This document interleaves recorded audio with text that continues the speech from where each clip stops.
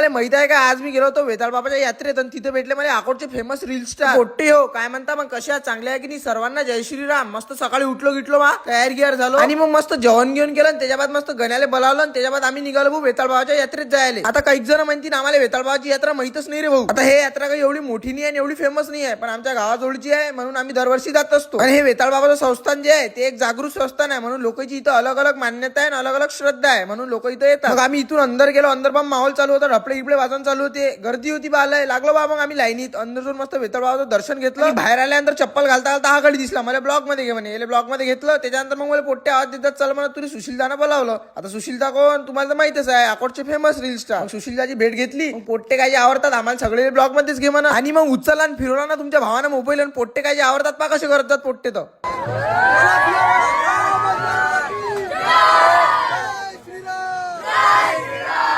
मग इथं आपले पोट्टे होते की त्याला आपल्या फोटो काढायची इच्छा होती, म्हणजे आपल्या इंस्टा फॅमिलीचे मेंबर. मग याच्या सगळे जण फोटो काढत बसलो मी. मग हे पोट्टे भेटले. हे पोट्टे म्हणत आम्हाला ब्लॉक मध्ये घे. मग हे ब्लॉक मध्ये घेतलं. मग काही जण म्हणत आम्हाला दोघी सोबत एक फोटो काढायचा आहे म्हणून सुशीलदा सोबत आणि तिच्यासोबत. मी काही विषय काय काढून मग याच्यासोबत एक फोटो व्हिडिओ काढून घेतला. त्यानंतर डबल हे गडी भेटले. म्हणून आमच्या फोटो मी काही विषय आहे का तुमच्यासाठी जाऊन. त्यानंतर मग डबल हे गडी भेटले. याच्यासोबत व्हिडिओ काढला. मग सुशीलदा म्हणे आपला तर काढ म्हणे एक व्हिडिओ. मग सुशीलदा व्हिडिओ काढला. त्याच्यात सुशीलदाच्या आईला घेतला आणि सुशीलदा म्हणे माझी आई ती व्हिडिओ पाहत असते. पण पोट्टे इथून गेलो आपण यात्रा फिरायला. तिथं गेल्यानंतर काय माहोल केला हे मी तुम्हाला नेक्स्ट पार्ट मध्ये दाखवतो.